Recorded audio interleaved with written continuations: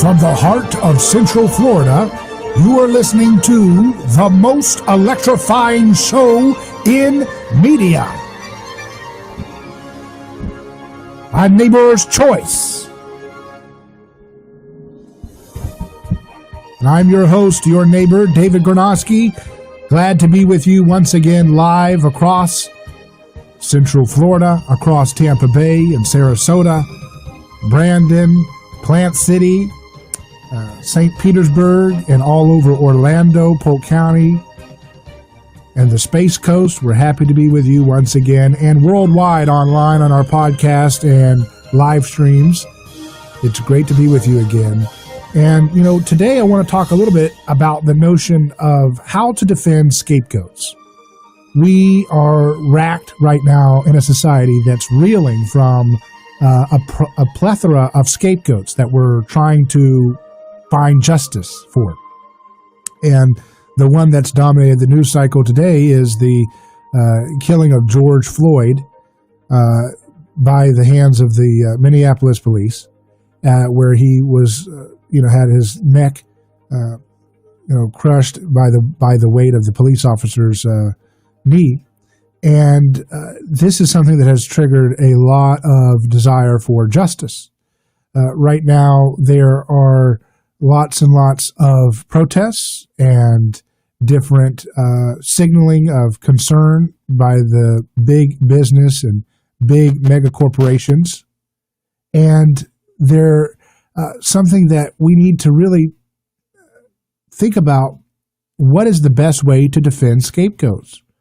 Is the best way to defend scapegoats to circle the wagons and try to purge one particular politician?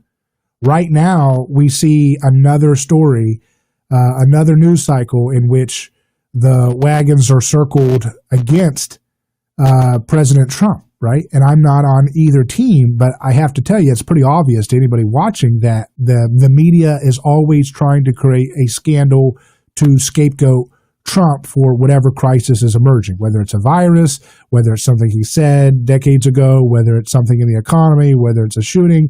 There's always this desire to culminate a unity of enemies and factions in unison to try to take out or destroy President Trump, make him the monster par excellence. This is scapegoating, okay?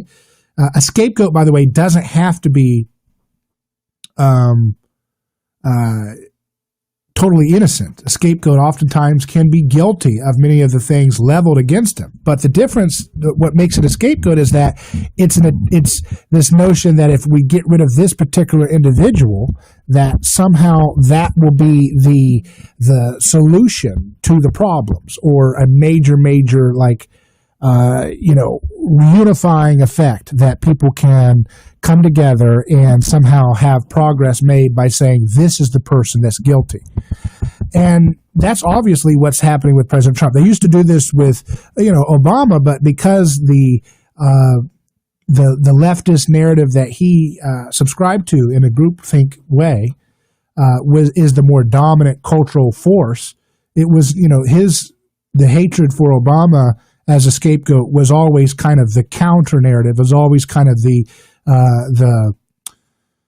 dissenting opinion of institutions. You didn't see it in Hollywood. You don't see it in Netflix. He gets a Netflix special. Nobody on the right will get a Netflix special. Okay. It's just obvious. Anybody with a thinking, person can see that whether it's movies or music or Twitter, or social media, Facebook, Amazon, the signaling of virtue is always done through the lens of a neoliberal or leftist perspective. The conservatives are designed to be the designated heel, particularly President Trump. George W. Bush was the heel. The media wanted to make him the enemy par excellence when he was in his term, when the wars went bad and they needed to blame somebody for it, even though both parties were totally on board with that disastrous war in Iraq and the other things around that. But now it's just like a wrestling character. They take a character that was a heel, a villain, and then they dust him off the shelf and they bring him back into the storyline. Look, oh my goodness, it's George W. Bush with an elbow drop off the top of the ropes onto Donald Trump right in the last minute, and he tags in to Joe Biden. Whoa, look at that. He used to be a villain, and now he's united with the good guys. Isn't this great? Wow. Come on. This is politics. This is performance art. This is theater, okay? That doesn't mean that these people don't hate each other, but it's clear that there's a faction of left and right establishment that hates Trump. And they pretend, the left and right have pretended that they hated each other in terms of the Bush, McCain, Romney, Obama, Clinton, that whole thing. Yeah. I mean, that's a lot of theater in terms of when they act like they hate each other. But it's clear, I think, this is just my assessment, that with Trump, there is theater there too. Of course, they know they have to play a role to get their base, to get their power, to try to create the narrative that benefits them and gives them power of life and death back into their hands fully in the state offices or government offices that they're seeking to win, particularly the presidency. But ultimately, I think with Trump, there is a real visceral hatred that left and right establishments share towards him. And that doesn't mean that we have to say, well, therefore, he's the good guy. It's not that simple, okay? But he's obviously a scapegoat. And it's obvious that George Floyd being killed for a petty thing is a scapegoat act. That's a more visceral, old-fashioned, because it's actually killing someone. You can scapegoat someone socially, where you try to just say we're going to blame you for everything, which is what the media and the establishment tries to do with Trump, where they do the Russian thing, total hoax, total desecration of the rule of law. But nevertheless, they did that to try to destroy his presidency, and it failed. And now they go up with a new hysteria. Now he's the cause of all of this unrest. No, the pandemic is the cause in an acute sense, the lockdown politics of forcing everybody to lock down. But then this longer narrative of police misconduct is not something that Trump, you can get rid of Trump all day long. It's not going to get rid of that problem. And they know it. They know it, but they're going to stoke the narrative. They're going to be very cynical in the way they use media and their myth-making attempts to try to coalesce a unifying enemy in Trump that, just like they tried, remember, with Paul Ryan and everybody trying to, withdraw their support for Trump right before the 2016 election. And it failed, because, again, in our cross-haunted society, there's this pushback in our culture because we are told, we grew up institutionally for thousands of years in our tradition with the story embedded in us that the ultimate hero of history is the man wrongly accused by enemies, and that's Jesus, right? Because you have Pilate and Herod reconciling their differences in unification of trying to destroy their common enemy of Jesus. You have Pharisees and Sadducees coming together with Roman occupiers to coalesce in a shared common target. And that story has infected our imagination and our storytelling ability in our culture for some time now, so that when society sees an underdog like George Floyd, there's a natural, wait a second, we got to fight back against this. We've got to defend the underdog. In Jesus' time, if a Roman soldier was putting his knee on the back of someone's neck and killing them, that was just the status quo. That was a sick, sad status quo, but there was no concern for someone in a lower hierarchical status or a minority or someone of low income being brutalized by the instruments of the state of Jesus' time, like the Roman occupiers. There was not a problem with that from that vantage point. 2,000 years after Jesus' influence in the West in particular, we have a visceral and rightful empathy and dramatic desire for justice for folks dying like George Floyd. So he becomes a scapegoat, and then there's this movement to build cultural support for justice. But what happens? You end up having a lot of peaceful protests, but then you see these weird, bizarre rituals where they have white people on their knees with their hands up doing these liturgical kind of imitations of the church. This is religious stuff. This is a desire to take the story of Jesus, but try to twist it into a political context wherein people have to repent of their skin color. This is disgusting. This is a revolt. Anybody of any background who concerns themselves with the teachings of Jesus would totally reject the idea someone has to repent of some kind of postmodern conception of racial identity. This is a disgrace to real justice, because you can have people do little dumb rituals all day long and still go vote for a criminal mass incarcerator presidency like Joe Biden or Obama, who bombed and killed 16-year-old U.S. citizen Muslims overseas. So let's not go there with this this cheap little fake McWokeism where you try to absolve people of their guilt through some kind of stupid ritual about repenting of their skin color. Look, skin color is not the core issue here. Human hearts are the core issue, and our desire to defend our prerogative to bully and hurt people and blame people and scapegoat people for our own sins, that desire wants us to be focused on external identity markers like race, because as long as we're there, the heart of the sacrificial machine of always trying to find scapegoats and always using government to, use violence against nonviolent people, that will continue in perpetuity. So we've got to learn to get away from that. Let's continue in just a moment live on A Neighbor's Choice. I'm David Gornoski. We'll be right back. A lawsuit is not something that anyone looks forward to. It can be devastating. There is a law firm in Tampa Bay that will keep you informed throughout the entire process. That law firm is Catania & Catania. Personal injury law is defended with full disclosure. There is no guessing game. If it's an auto accident, medical malpractice, nursing home negligence, unsafe working conditions, or motorcycle accidents, the law firm of Catania & Catania will handle the process worry-free from start to finish. Many victims do not even realize that they can claim compensation for their loss until they talk to Catania & Catania. They only represent private individuals and treat every case as if it's going to trial. Putting families first is more than just a slogan. It's their way of practicing law. It's a commitment to you. Remember, they don't get paid if you don't get paid. So go to CataniaCatania.com, award-winning over 28 years and family first. Catania & Catania, personal injury, auto accident, and motorcycle accident attorneys. United we stand. That's never been more important than it is today. Now you can show your commitment to our president and the nation with the limited edition Trump 2020 American Eagle Silver Dollars. Show your support with the limited edition American Silver Eagles, specially priced from government.com. Just call 1-800-571-6468. Hold the weight of democracy in your hand with new, perfect, uncirculated condition Silver Eagle coins. These historic coins, signed into law by Reagan, have been America's money since 1986. To secure your new limited edition Trump 2020 American Eagle Silver Dollar coins, call 1-800-571-6468. Call now and we'll give you a free Trump 2020 Patriots Pack, including a Declaration of Independence commemorative and 5 Lincoln cents when you order. Call now to secure your silver dollar coins, plus get your free Trump 2020 Patriots Pack, valued at over $10, free with every order. 1-800-571-6468. That's 1-800-571-6468. It's a beginning again. This is Greg C. True Acts with On the Point. The new beginning for America's space program has arrived. It was the launch by SpaceX of a private spacecraft from the Kennedy Space Center, the first private company to launch astronauts into orbit. May 5th, 1961 dates the beginning of an American in space.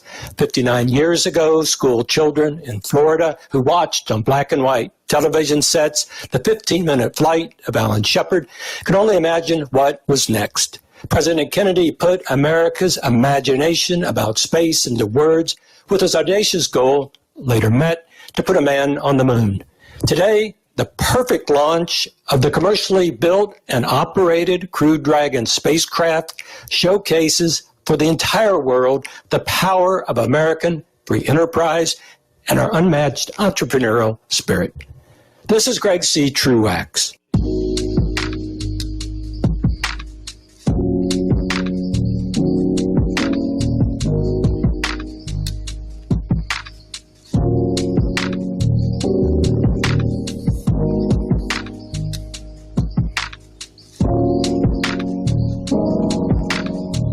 A Neighbor's Choice returns.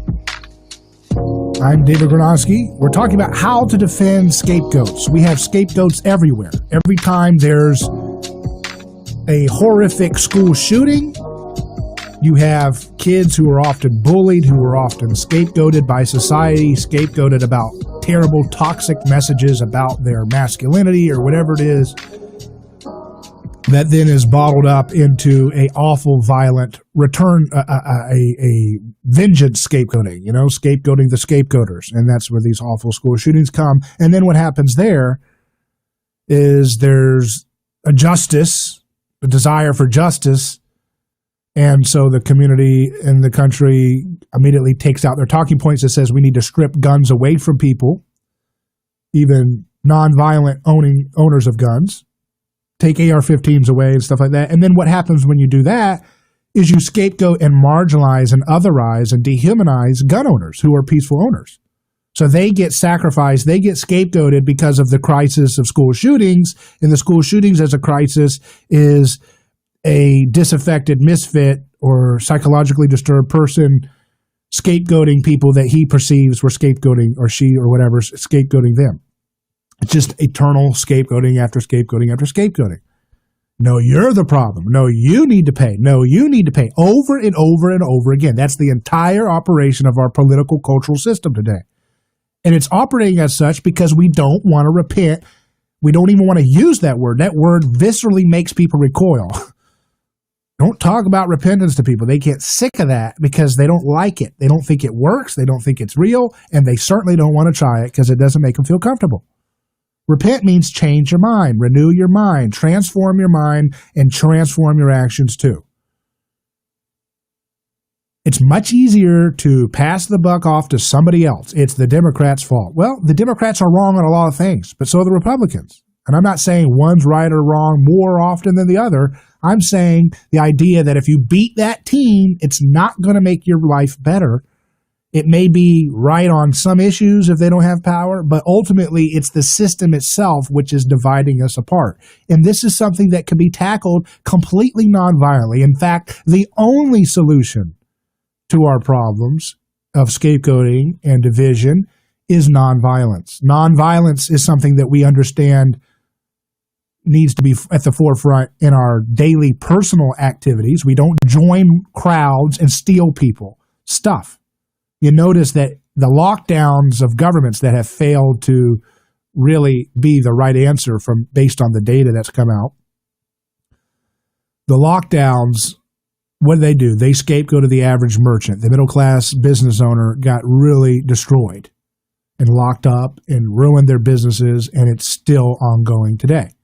And then during this protest that was peaceful, but then the riots that have gone along and the looting that has gone on with it, who is the scapegoat again? The merchants, the business owners, people that may not have insurance or effective insurance, people who may have their, most precious memorabilia in their store that they've owned for generations. And it's people of all racial backgrounds who are, and particularly African Americans, have borne the brunt of this looting and rioting and so forth. So they've been scapegoated. But it's just scapegoat after scapegoat after scapegoat. It's like a dialectic of scapegoats. No, you're the problem, and then they try to beat that person, and then that creates this martyrs complex for people watching that, and they join hands with that group being targeted, and then they scapegoat the other team, and it's just back and forth, back and forth. And what happens in the process? Government gets bigger, churches become more atrophied and more toothless. Not all, but generally speaking, that's the trend. More concerned with smoke and mirrors and fog machines and politically correct, donut assortments and so forth at their church service, rather than actually preaching the revelation of the beautiful kingdom that Jesus envisioned in his life and that is still infecting us today. Regardless of whether the church gets it or not, Jesus' story is still continually shaping our history today. Because as I said before, it's because of our Christian inheritance that we have this ability to see the victimization of people and to see the plight of those who are disadvantaged, those who are minorities, those who, the way women have been mistreated because of their physical lack of the same strength physically as men, and the certain things that have come along with gender differences that have been exploited in the past by abusive people or people exploiting them when it comes to property and things like that. So there are real injustices which creates this energy for justice for these scapegoats. But then that energy, because we don't want to let go of violence, always we pour it into false political salvation. We create new laws that punish and get revenge and try to balance the scales for poverty or balance the scales to make people share more, but you can't make people share more by force. It doesn't work.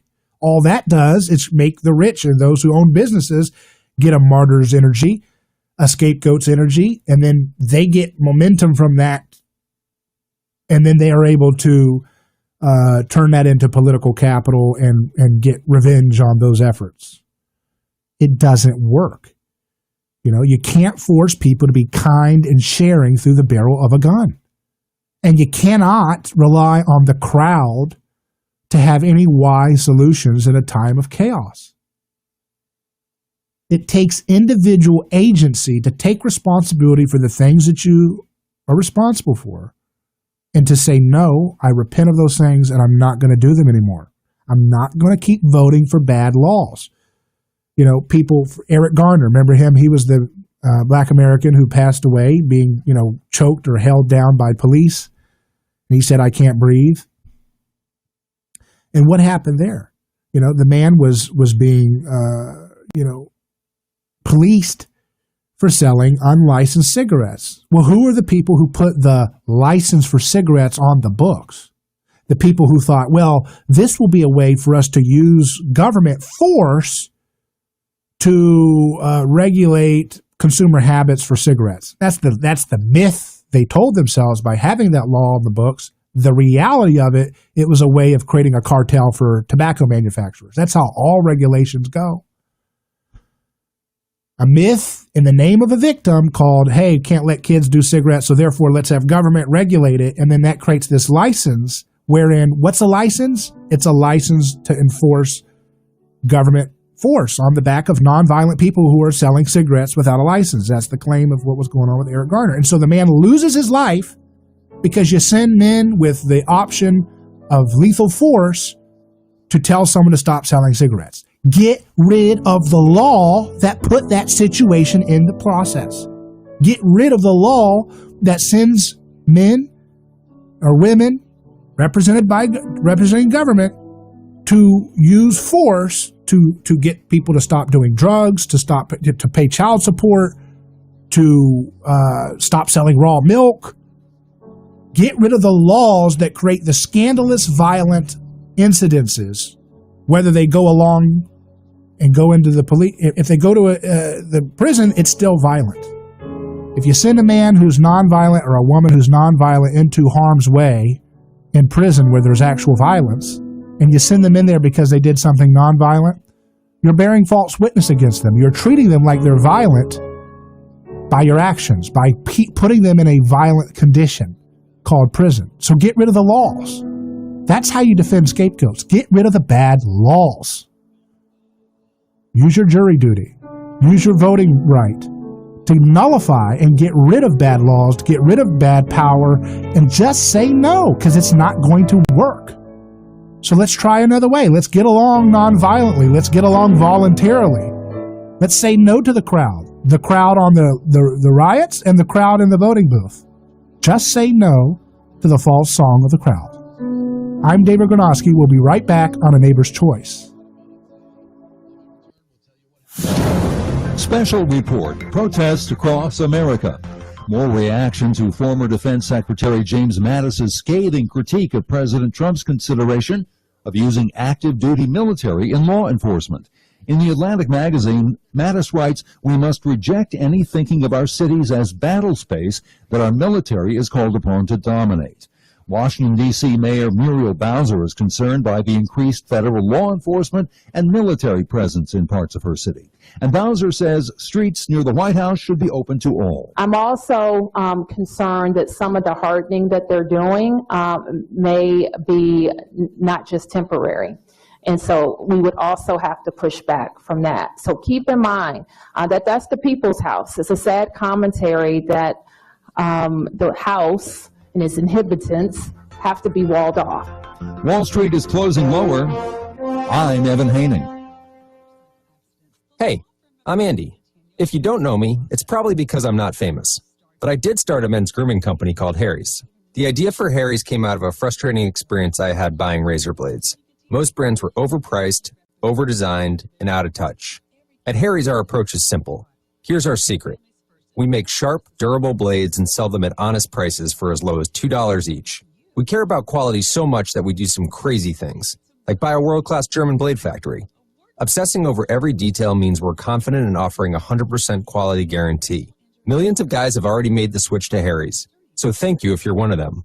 And if you're not, we hope you give us a try with this special offer. Get a Harry's starter set with a 5-blade razor, weighted handle, shave gel, and a travel cover, all for just $3 plus free shipping. Just go to harrys.com and enter 6655 at checkout. That's harrys.com, code 6655. Enjoy.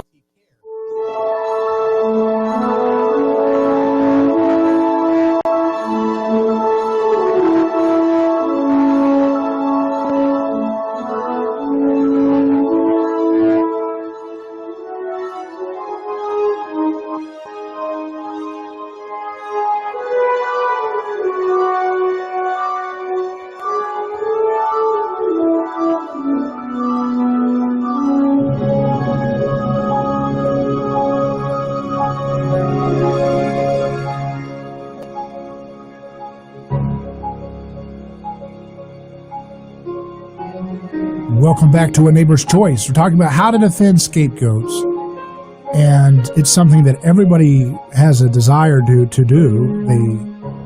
The desire to defend victims of oppression, defend victims of unjust persecution, and we all desire mercy, not sacrifice. But yet we think that, well, I guess what to do mercy via sacrifice, have to use a little bit of vengeance, using government power to punish people who we believe have not been merciful enough. We have to stop that.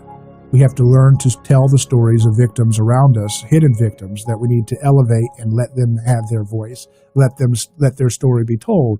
So joining me now is someone who is a passionate defender of those who are incarcerated for nonviolent choices, spending many, many times with folks in harm's way in prison for nonviolent offenses, nonviolent choices, victimless crimes, vices that don't have a victim on the police report.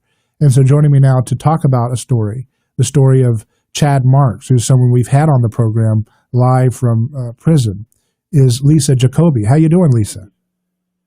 I'm doing good, David. Thank you for having me. And yeah, it's great to hear from you. I know you're in transit right now driving, but you have been an advocate for Chad Marks, someone who is been in prison for many, many years for a drug-related offense. And I was excited about hearing the story, and I talked about it on my show earlier, that Chad Marks was scheduled to be released from prison today. Is that right? That's right. He was supposed to be released at 8 o'clock this morning, and unfortunately, that didn't happen because of the prosecutor. So what in the world is going on here? I don't understand it. I remember talking to Chad, and I thought that this is someone that is very articulate. He's been defending people in bad sentencing as a jailhouse defender, knowing legal rights and being an articulate defender of the Constitution. He met all the requirements, it looked like, to come home with an early release. But what's going on? Well, as you know, on April 20th, his sentencing judge granted his sentence reduction from 40 years to 20 and asked the BOP to recalculate his sentence of 20 years.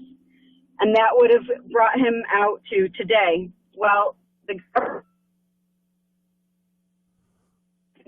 government deal. We had a little bit of a. Can you say that? Can you say that again, Lisa? We had a little bit of a hard time hearing that last sentence. I'm sorry. It's okay. The government had filed their notice of appeal 36 days ago, and in the 11th hour on Monday, they filed an emergency request to stay at the appellate court because the prosecutor was already rejected once by Judge Larimer, Chad's sentencing judge, he denied their request for stay. And the request for stay is, if for people who don't know, is to keep Chad in prison until the appeal process is exhausted, which is insane, but that's what they do. And so they didn't like that Judge Larimer denied the request for stay. They went to the appellate court and asked for an expedited request for stay, and the appellate court granted it last night at about 6:30, after I had already driven 8 hours to pick him up. And I couldn't get a hold of Chad because the facility was on lockdown. So unfortunately, after the facility this morning took Chad to medical to have him checked out before discharging him, they brought him back and said, sorry, you're not going today after all. I can't imagine what's going through someone's mind when they finally get their freedom back. And to hear... Yeah, he was pretty devastated, actually. They allowed him to make a phone call to me because I actually went to the prison this morning. Lisa, do we have you? I think we lost Lisa, so we'll try to see if we can get her back on a connection so we can hear what happened. But it's an unfortunate story because we've had Chad Marks on the program, and he's serving, he had a 40-year sentence for a nonviolent drug-related offense, but he had exemplar behavior, and he had no victim on the police report. And was supposed to get early release. Even his sentencing judge was sign off on this, but a last-minute stay motion, I believe, by the prosecutor in his case was filed as Lisa was driving 8 hours to go pick up Chad for his return to the free world. And so now this man who thought he was going to come home today has got this unfortunate bad news. And this is not something that we should take lightly. We should be very, very concerned with the state of those who are in prison, particularly those who have not done anything violent or savage in terms of physically hurting other people. Maybe they made bad choices in younger years, but you don't deserve to. Jesus said, "Forgive 70 times 7." Where did you get the idea of putting away someone for 40 years for a drug thing? There, you just can't do that. Do we have Lisa? Lisa, are you there? I'm back. Okay. I'm sorry, I got stuck in construction. Yeah, no problem. So, Lisa, so you're driving now, and you were supposed to pick him up, Chad Marks, this morning, and then the prosecutor made an emergency stay. Is that the word? Yes, they got granted an emergency stay. So what's the motivation for that? I don't understand it. I don't understand how people can do this kind of stuff to human beings. It's prosecutorial misconduct at its finest right here in Western New York. It's a personal vendetta now is what it is. It's not about the law anymore, David. It's about a personal vendetta between the prosecutor and Chad Marks. The prosecutor does not like Chad Marks, still considers him the same person that he was 20 years ago, and will not give up the fight. So I didn't know that prosecutors take on a personal angle with these cases. Well, they're not supposed to. It's supposed to be about the law, right? They work for the Department of Justice, but it's not happening in this case. It's not. So how soon and how long could this stay last in terms of him being in there? Well, it could be if the appellate court does an emergency review of the appeal, it could be days. If they choose to take their time to review the case and to review Judge Larimer's decision of 420, then it could be months. And today was his 20-year out date. So they are keeping him far beyond what his actual time served should be. And what that would do to somebody mentally, especially when they thought they were getting out this morning, I can't even begin to imagine what's going through his head. I know what's going through mine after making the drive to go get him. Yeah. I can't imagine the anguish he feels right now. And he's up there on lockdown because of the rioting that's going on in the country. So there's no contact, email or phone. And of course, you've worked and are an advocate on behalf of Can Do Clemency, which is a wonderful organization with Amy Pova, And Yes. they and you have been dealing with the issue of the pandemic being effective and vicious in crowded prison populations where social distancing and voluntary isolation is very difficult. Can you tell us a little bit about Yes. what's going on with that side of things? Because you got a riot lockdown, you got the pandemic thing, and then you got this horrible taking of the man's hope for freedom today. It's a really hard trifecta there. It really is, and I can't stress enough how hard it's been with the pandemic at that facility, because the facility is so old, it's overcrowded. They beat to their own drum. They have not let people out like they are supposed to, as directed by Attorney General Barr. So it's a crazy situation that's going on, and it's coupled with all these other things. It's an unheard of situation. Well, what would you say to folks that have kind of bought into the media narrative that, this is dangerous to be letting out prisoners during this time? You hear this narrative. Of course. They might lump Chad Marks into that. Well, the problem is the people that they are letting go are nonviolent offenders or older people who are no longer a risk to the community. So they're being carefully screened. They wouldn't just let people out to let people out. They are screening those that have 18 months or less and reviewing their case and reviewing the person and their rehab, and then making the determination if they are eligible for release. So it's not like it's a quick wham, bam, thank you, ma'am, you get to go home. It's a process, and some of the facilities are not following the process, and some are. But Chad should have been home in the car with me today. You should be interviewing him, not me today. Yeah, we were planning on that even, and that's the sad thing about this is we've had to have this unfortunate state of events, and it's worth noting that this is part of the big thing that's causing all the unrest in our society today is the injustice of our criminal justice system. And thank you for mentioning that, because it's the prosecutor is no different. He's putting his knee on Chad's neck. Mm-hmm. It's no different. It's no different. And it's abuse of power. What would you say to folks that say, well, if you do the crime, do the time, just suck it up and just take your sentence and blah, blah, blah. You hear that a lot. And you hear a lot of people that are on jury panels that put these folks away for decades for nonviolent crimes.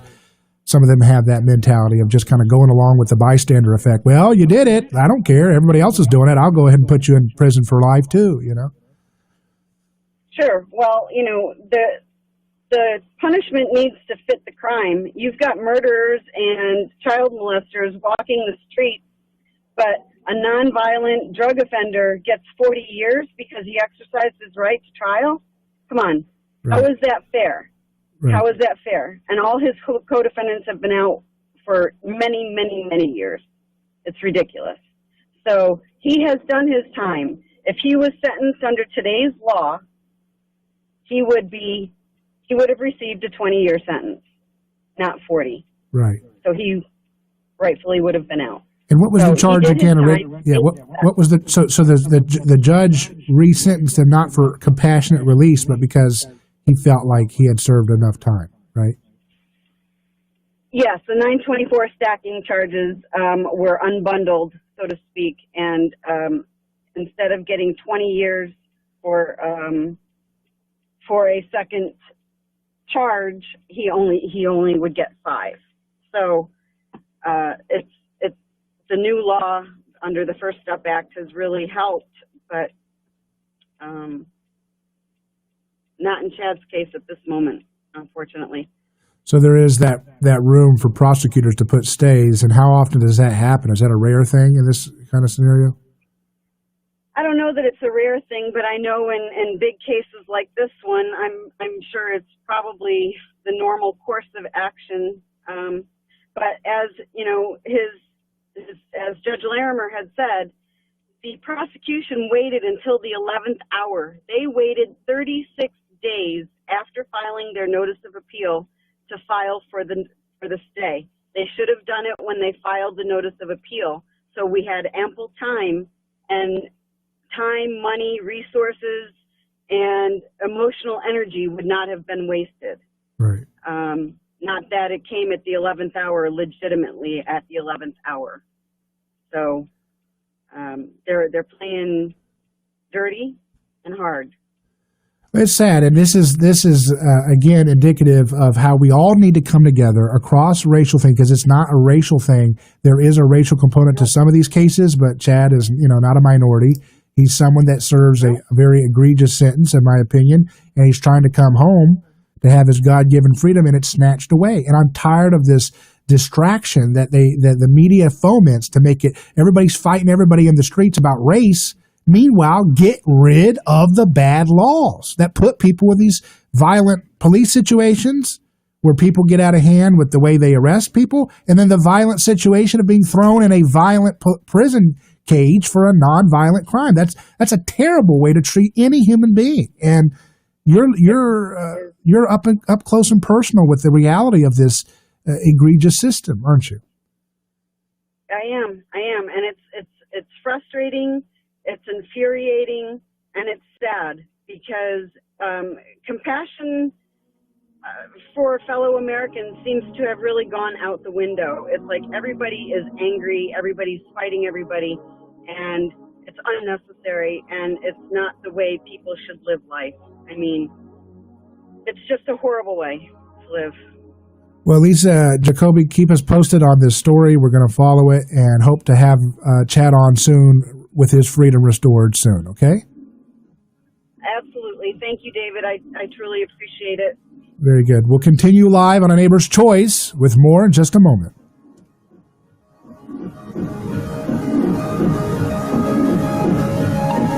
A lawsuit is not something that anyone looks forward to. It can be devastating. There is a law firm in Tampa Bay that will keep you informed throughout the entire process. That law firm is Catania & Catania. Personal injury law is defended with full disclosure. There is no guessing game. If it's an auto accident, medical malpractice, nursing home negligence, unsafe working conditions, or motorcycle accidents, the law firm of Catania & Catania will handle the process worry-free from start to finish. Many victims do not even realize that they can claim compensation for their loss until they talk to Catania & Catania. They only represent private individuals and treat every case as if it's going to trial. Putting families first is more than just a slogan. It's their way of practicing law. It's a commitment to you. Remember, they don't get paid if you don't get paid. So go to CataniaCatania.com, award-winning over 28 years and family first. Catania & Catania, personal injury, auto accident, and motorcycle accident attorneys. Hi, I'm Dr. Michael Lang, board-certified optometric physician and certified nutritional specialist, host of popular talk show Ask the Doctor. I've researched and developed an amazing new omega-3 product that you'll see incredible results with. It's called Fortify Super Omega-3 Max. I had one of the top Norwegian omega-3 research teams in conjunction with myself and Fortify Vitamins aid in the development of this advanced omega-3. This product is the most potent and purest triglyceride form omega-3 in the United States today. Omega-3 is great for all aspects of your health and well-being, especially in this unprecedented, challenging time. I'm giving a 25% discount with promo code RADIO during this viral pandemic. Go to my website, fortify.com. That's FORTIFEYE. Remember the EYE in Fortify. That's fortify.com. Enter the promo code RADIO to receive the 25% discount. And now, a message from Vistaprint.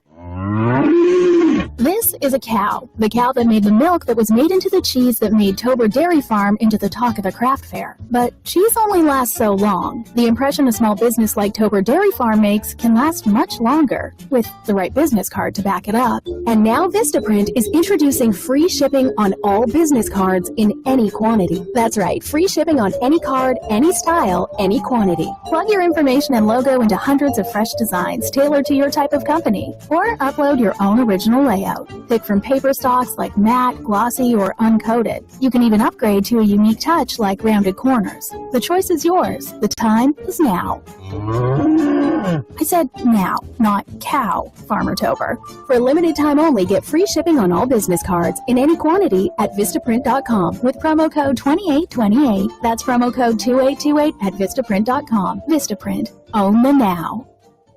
You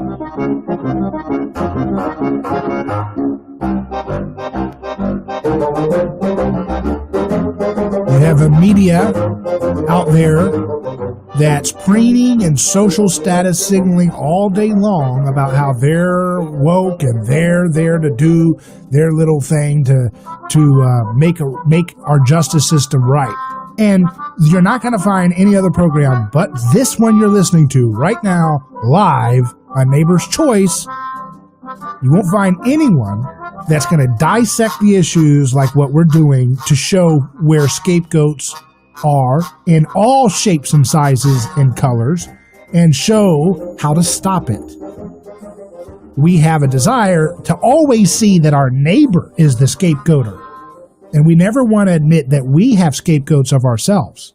And part of being an adult as a person who wants to role model the life of Jesus in their life and to imitate the way he grows up in terms of becoming a man that can change history and is still changing history in our time, because it's hard for us to kick against the pricks, of course. Part of that responsibility is to be able to be responsible for your participation and shifting blame onto other people to purge your sensibilities, to purge your conscience, and to try to take on a martyr's perch in the process. And so these vain little rituals I see people doing where they're trying to make this struggle sessions. It reminds you of the Marxism, where they have people who are not effectively on this ideological perversion of justice that's taking place, where people have to apologize because they're white and all this stuff. This is disgusting. It's repulsive. And it's demeaning to African Americans. It's demeaning to everybody involved to have this kind of vulgar, political, cheap cynicism of this critical theory, intersectionality. You can learn things from every theory, even the worst of them. But this being weaponized in a way to create division, where we should be united against bad laws and repenting of our participation in collective violence against nonviolent folks and finding a better way of solving problems. It's not that hard, but it takes a lot of courage and it takes a lot of humility, and that's something we lack in this country. All of us do. We lack the humility to get rid of the pride that stands in our way, to say, you know what? I'm not going to hide behind virtue signaling like the media is wanting us to do. I mean, they're so full of it, the way they talk. Always trying to get us stirred up into hating Trump. Meanwhile, Joe Biden locked up more people, and they're cheering this man on as their savior, the media. And it doesn't matter who it is. Bernie Sanders, he voted for wars we shouldn't have been in. He voted for sanctions. He failed to audit the Federal Reserve System, talks a big game like all these little Mick socialists do about being against high corruption and finance, being against big banks and big 1%. And when that man had the chance to join a real man of principle, Ron Paul, when he passed Audit the Fed in the House of Representatives, and Bernie was supposed to have his back in the Senate, and Bernie at the last minute choked like he always does, like every Mick socialist does, because they're wedded to a violent ideology that wants coercion and power above the things that they say they're going to fight for. Ron Paul's philosophy is much more closer to the Christian philosophy, which is the negation of power, the relinquishing of power, the getting rid of centralized power, the release of control and coercion over people's lives. That's where Jesus is. Jesus gives us that keystone, right? And so when you look at these false solutions, like Bernie Sanders, he had the chance to audit the Federal Reserve System in the height of the repercussions of the financial bailout system, where we could have found out where the money was going at our expense. And what did he do? He did nothing but gut the bill on behalf of the White House and big bank interests.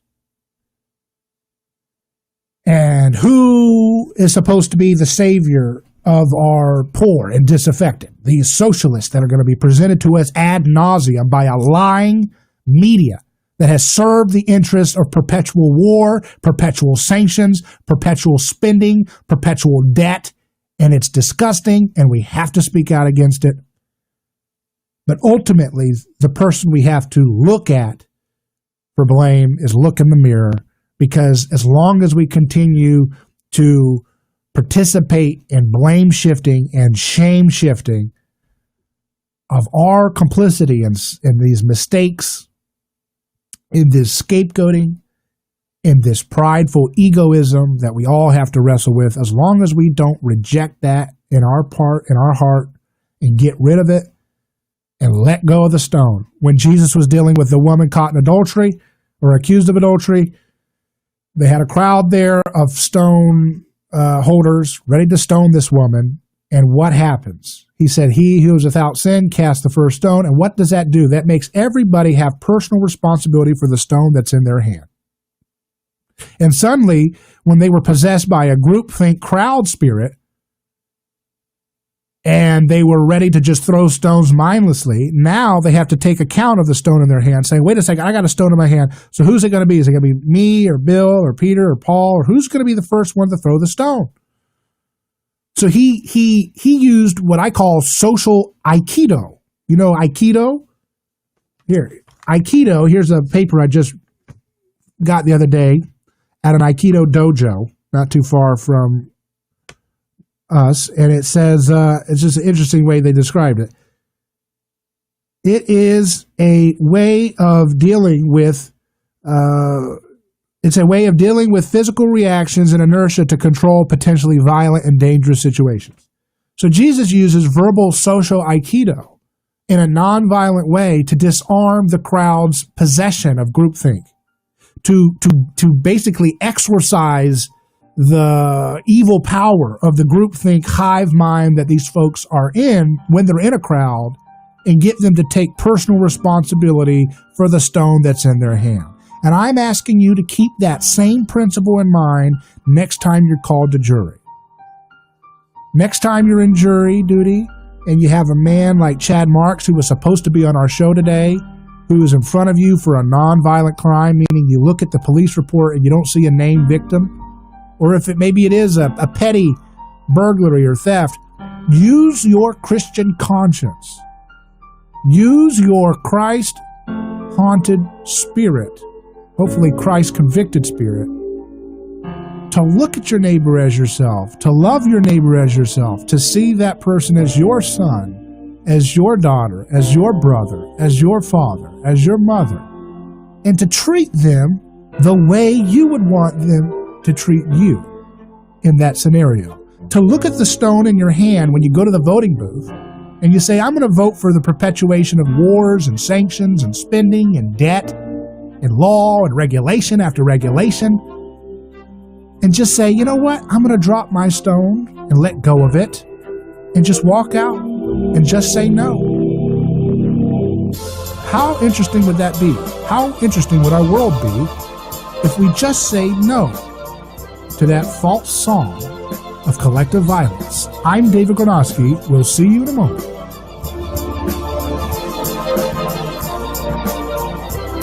The home for